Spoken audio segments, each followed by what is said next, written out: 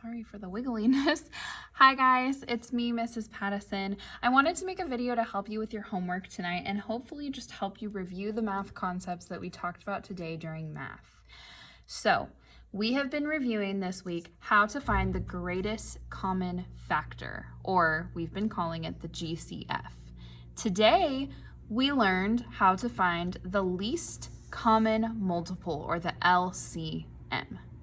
I showed you two ways to do this. You either did factor trees or we began using the ladder method to find both of these numbers in a pair of numbers. So let's look over the steps again just to review how we find the GCF using the ladder method. So step one, we are going to set up our problem almost like where you're dividing upside down, right? We're going to put the two numbers in, we're going to write the upside down division sign, and then we are going to find the smallest number that goes into each number. So we're going to pull out the smallest factor, is what we call that, that will go into each of the numbers that we are trying to work with here. Then you'll list how many times the number goes into both numbers that we are factoring, and that's why we're going to bring those numbers down below and create a new rung of our ladder if we need to. And then we will lastly repeat until we cannot pull out any more numbers from both of those original numbers. So once we cannot pull any more factors out of the numbers, we are going to be done. So we repeat until we're done. So writing it and doing it is two very different things. So let's go ahead and check out an example problem that I have here. So let's factor out and find the GCF of 24 and 12. So in order to do that, I'm going to set up my problem because that is step number one. So I'm going to set up my problem by creating an upside down division symbol, right? Super weird, but it's kind of funny to think of that we're doing division but upside down. So now step two says that I need to pull out a factor that both of these numbers share in common. And I want to try to stick with the smallest one. So like I said, typically you're going to either pull out a 2 or a 3. Sometimes they might be bigger, but in this case, I'm definitely going to start by pulling out a 2. So now I'm going to list right underneath, how many times does 2 go into 24? So now I'm going to do my upside down division, right? 24 divided by 2. Well, that's easy, Miss Pattison. I know my math facts. It's 12. I'm going to do the same thing over here to 12. What's 12 divided by 2? Or how many times do we multiply 2 to get 12? Super easy, Miss Pattison. We know our math facts. 2 times 6 gives us 12. So now I'm going to take a look at these new numbers and we're going to see, wow, are there some factors in both 12 and 6 that I could pull out that they share? Well, guess what, guys? There sure is. So I'm going to create another rung in my ladder. I'm going to repeat the steps that I just did until I get to a point where I cannot pull any more numbers out. So 12 and 6, and I told you guys, if you don't know your multiplication chart, you can tell me, well, wow, those are two even numbers. So if they're two even numbers, more than likely the number 2 can be pulled out of them. A higher number, I believe 3, can also be pulled out of here, but let's stick with 2, right? Because 2's easy, 2's small. Again, 12 divided by 2, how many times do we multiply 2 to get to 12? Well, we already know that, it's 6.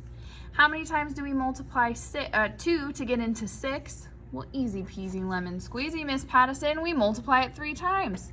So now we have 6 and we have 3. And some people might say, well, wow, Miss Pattison, 3 is a prime number. We are definitely done. But no, no, no. Look at this, guys. Our number that we are also working with is 6. And if I'm not mistaken, 3 definitely fits into 6. We can multiply something by 3 to get 6. So if 3 goes into 6 and 3 goes into 3, we're going to create, oh my gosh, a third rung in our ladder. And now we're going to pull out the number 3 from both of these numbers. What? I know.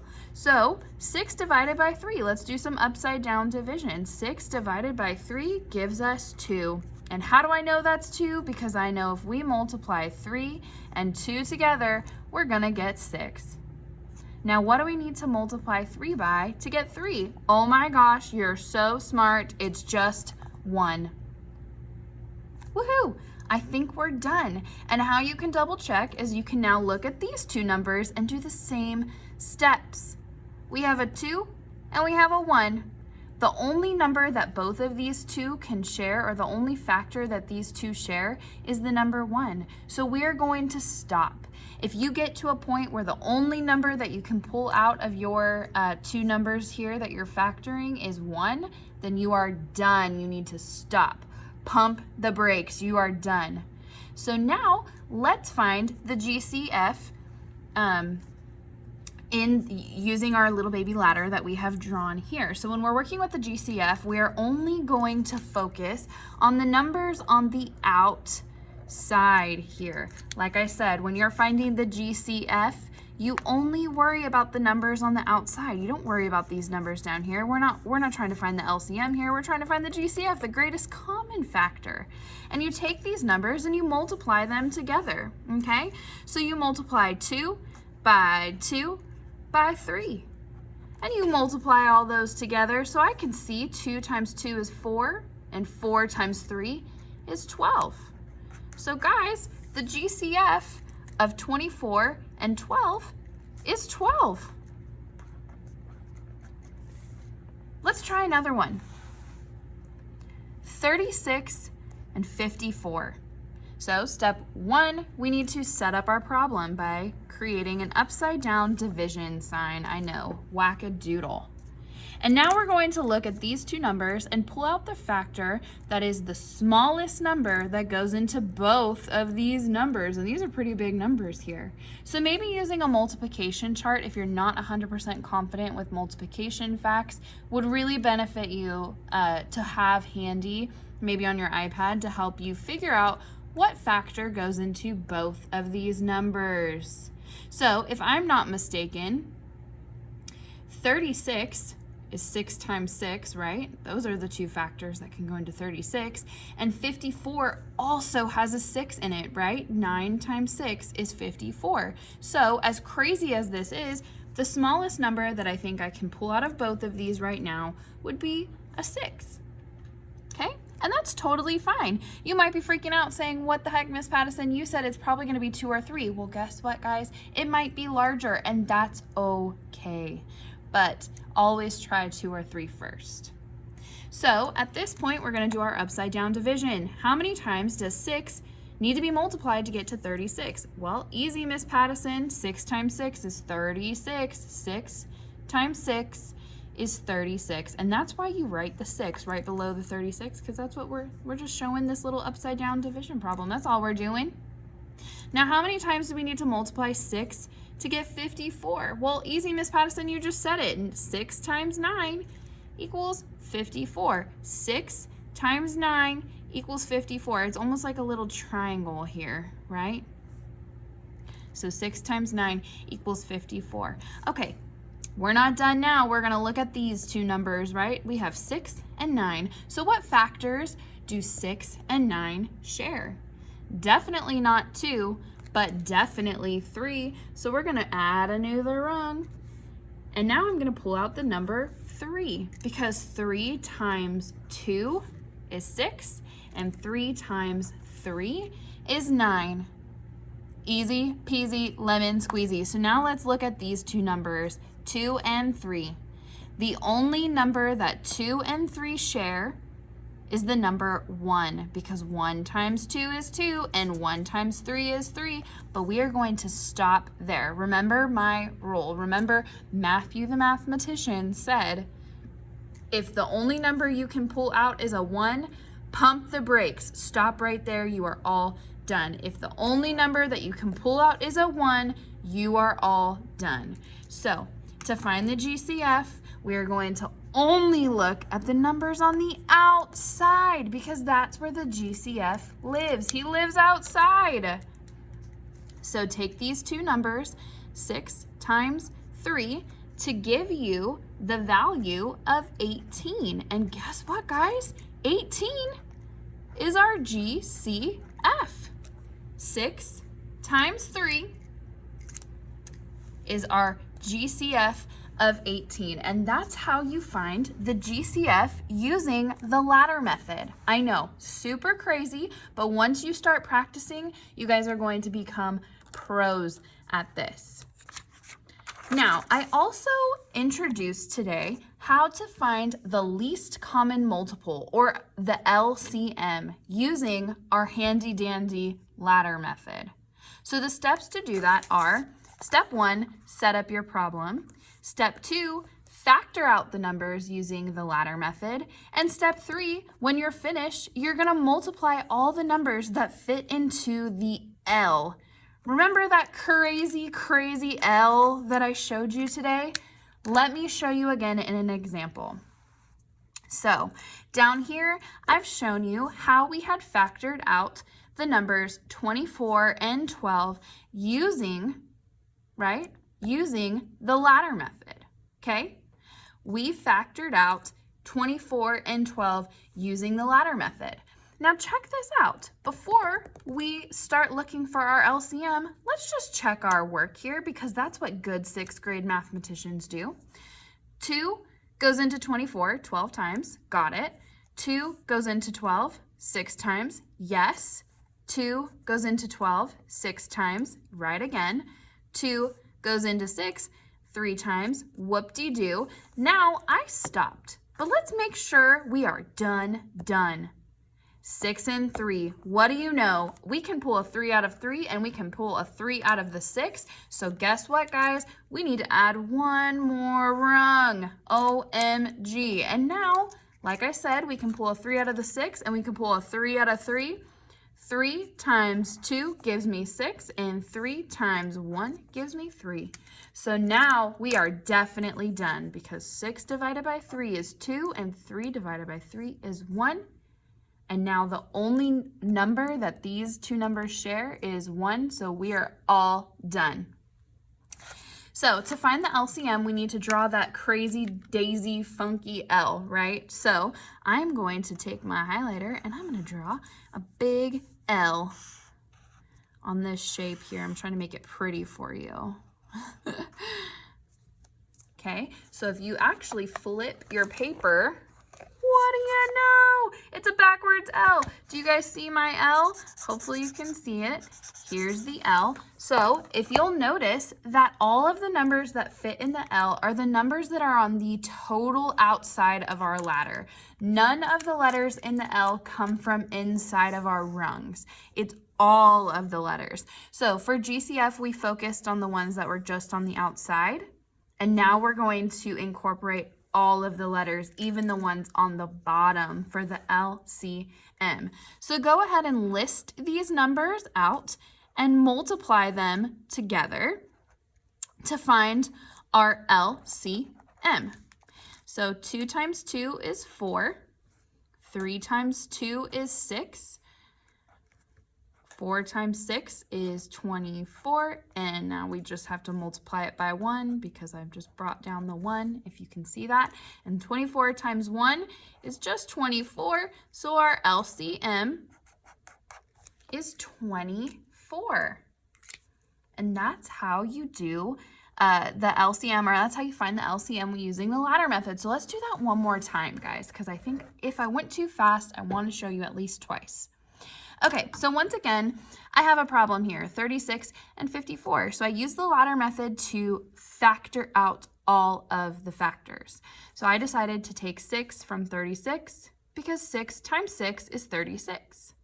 And I decided to take 6 from 54 because 6 times 9 gives me 54.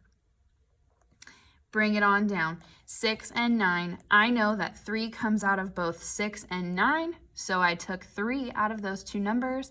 3 times 2 is 6. 3 times 3 is 9.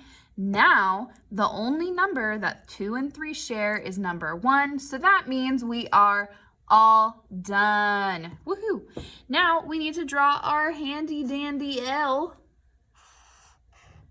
to see what numbers we have to multiply together to get the LCM. And what do you know? It's only the numbers on the outside of the ladder rungs. Never, ever, ever are you going to multiply the ones that are inside. You only multiply the ones on the outside to find the LCM. That's why it's in an L shape.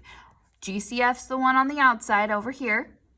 LCM is the total amount of numbers. So 6 times 3 times 2 times 3 gives us the LCM.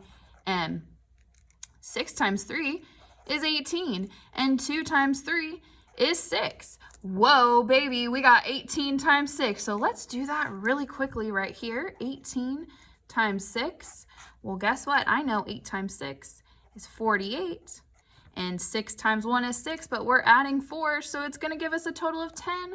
So 18 times 6 is 108. Holy smokes, our LCM is 108. All right, guys, that is how we use the ladder method to find the LCM, or the least common multiple.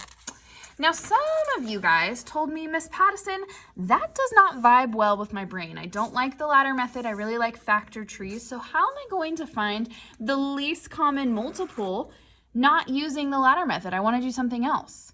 Well, here is the solution. We're actually going to use the art of skip counting. And if you don't know what skip counting is, that means like when you count to 100 using fives. So 5, 10, 15, 20, 25, 30, all the way to 100. So here's the steps that you are going to follow if you are going to use the skip counting method in order to find the least common multiple, because that's the way your brain works. And guess what? Your brain is beautiful. So kiss your brain. Mwah! You're so smart. Let's start skip counting. So in step 1, we're going to use a lazy T-chart. Why? Because I am very good at organizing, and this is the best way to organize numbers, especially numbers that you're going to have to compare. So in a lazy T-chart, we're going to list the first 10 multiples of each number. What is a multiple? Guess what? That's just skip counting, the numbers that you get when you skip count. Then we're going to look for common multiples. And lastly, we're going to take the smallest number that both numbers have in common. And guess what, guys? That is our answer. Yay! Woohoo! Party answer. Okay, let's see an example. So, for example, 10 and 20. Let's find the LCM of 10 and 20. As you see here, I created a lazy T-chart. And why is it lazy? Because it's a T that's sleeping. It's asleep. Oh, wow. Wake up, T-chart. Oh, he's still asleep. Okay, so I took a lazy T-chart and I added the two numbers that I am going to compare and find the LCM for, so 10 and 20. I then skip counted 10 for 10 times. So 10, 20, 30, 40, 50, 60, 70, 80, 90, 100. Whew, that was a lot of work. I also did the same thing for 20. I skip counted 20 10 times. So 20, 40, 60, 80, 100, 120, 140, 160, 180, 200. Whew! I need a raise and a cup of coffee here because that was a lot of work. Okay, now we need to go to step 3. We need to find the smallest number that both numbers have in common, right? So let's take a peek, and then I'm going to get a handy dandy green color to circle it. So 10, 20, oh, I see they both have 20s. 34, oh, 40, they both got 40s. 50s, oh, 60, wow. It looks like every two numbers is a pattern here. We are sharing numbers, wow. So these two numbers have a lot in common, but we are looking for the least, the smallest number. So that's right, guys. The smallest number that these two numbers have in common is 20. So the LCM equals 20. Wow, wow, so cool. Yes, that requires a little bit more work because you're having to skip count and make sure you skip count correctly. But you will be able to see all of the numbers, find comparisons, and then identify which one is the smallest. Let's look at one more before I let you go scurry off and work on your homework by yourself. So now let's take a peek at 3 and 9, and let's try to find the LCM of 3 and 9. So here I did the exact same thing that I did with the example above. I created a lazy T-chart that was asleep. I listed the two numbers that I'm working with, 3 and 9.